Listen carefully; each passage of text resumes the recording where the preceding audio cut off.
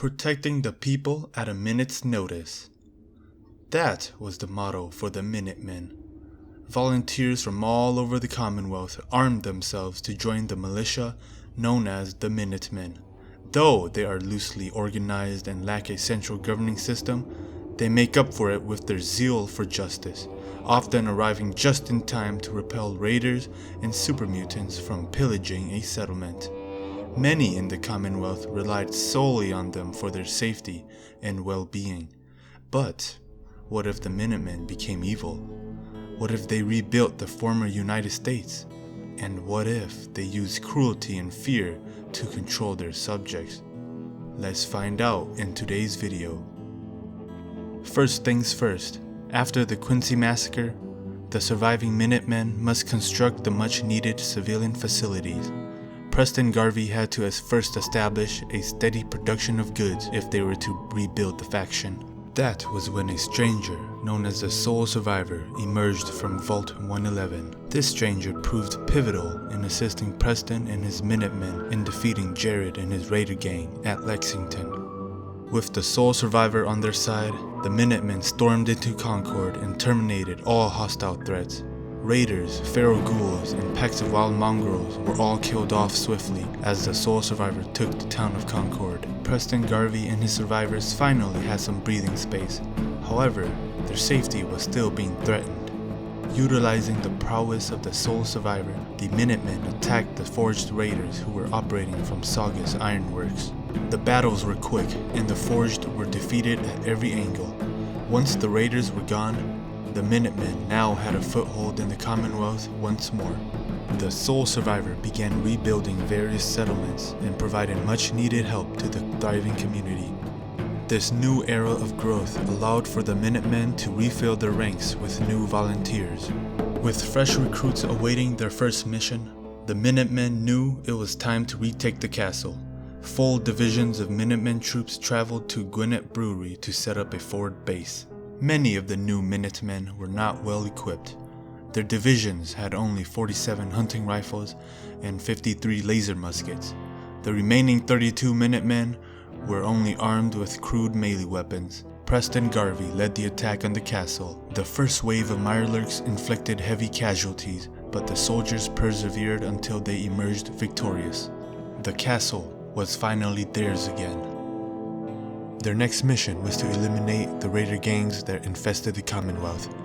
With all the raider gangs dead, the Minutemen secured a safe Commonwealth for the people. This gave them a fresh pool of new volunteers to draw from. They had 2,500 available volunteers. The time has finally come to take their revenge against the Gunners for what they did in Quincy. Dozens of Minutemen divisions mobilized on the border. This time they would slaughter every enemy, as if they were feral ghouls. The new Minutemen had undergone a drastic change in leadership, and with it, a drastic change in their code of ethics. They had adopted the use of slavery as a form of punishment and humiliation for any who stood against the greater good. The end justified the means. In their own eyes, they were simply liberating these people from cruel savages. The Gunners had put up a good fight, but volunteer divisions swarmed into the Gunners' Plaza. Within days, the Gunners had capitulated.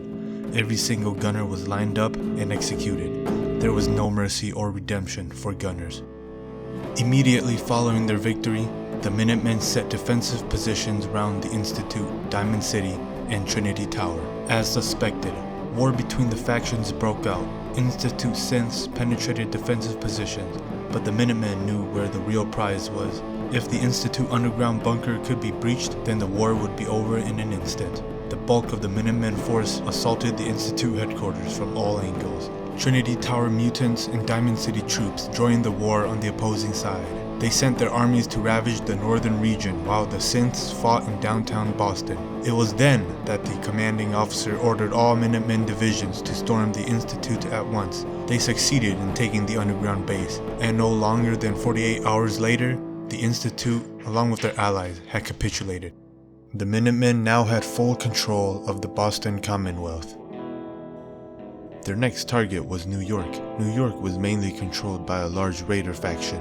The Brotherhood of Steel had a small chapter stationed on Long Island. Two separate armies prepared their attack on the New York Raiders, one from the north, the other going into Brooklyn. Power armored divisions steamrolled into Brooklyn. The bands of raiders armed with pipe guns and melee weapons stood no chance against the disciplined Minutemen force. The New York Brotherhood was next. It wasn't going to be easy, but it was completely necessary. Leaving such a strong presence of the Brotherhood would be a major threat to the Minutemen later. The first battles resulted in a standstill, a stalemate that occurred in the urban landscape of Brooklyn. The two opposing forces went from building to building and street to street. The fighting was evenly matched, both sides seemingly gaining no ground, nor losing any. But eventually, Minutemen troops broke through Brotherhood defensive positions. Though the enemy repelled initial assaults, they had limited ammunition and supplies on Long Island alone. The Minutemen had supply routes that stretched all the way to Boston. Thousands of soldiers pushed the Brotherhood off the tip of Long Island. It wasn't long until the New York Brotherhood chapter had been terminated. Minutemen now had full control of the Commonwealth and the New York area. Their next mission would be the capital Wasteland. As it turns out, with the lone wanderer gone, Butch DeLoria from Vault 101 has risen to power. They are locked in a civil war with Amata and her small group of rebels. Butch had reborn his Tunnel Snake gang into a large raider group, taking and pillaging what they wanted in the Wasteland. In the meantime, the Minutemen invaded the super mutants that controlled much of Pennsylvania. They proved no difficulty to defeat. Mutants were nothing more than raging, mindless brutes that lacked much organizations. It was easy to break their formations. Back at Vault 101, the Tunnel Snakes took a turn for the worst. Amata and her rebels overthrew the regime and restored order to that region. Afterwards, the Minutemen began their offensive into the capital Wasteland. The Brotherhood chapter entrenched themselves around the Republic of Dave. Just as their comrades in New York did, they repelled initial Minutemen attacks, leading to a stalemate. On the western region of the greater DC area, a separate army stormed into Little Lamplight. Power armored divisions overturned the majority of the untrained militias that were stationed there. Hundreds of poorly disciplined recruits dug themselves in and around the Little Lamplight caves. At about the same time, the Brotherhood entrenchment finally gave way. Hundreds of Brotherhood soldiers were surrounded and killed in the ruins of Baltimore.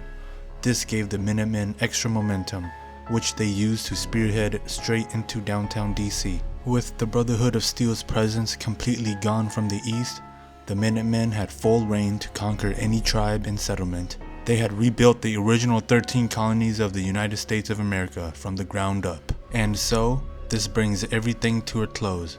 The Minutemen has succeeded in recreating the United States.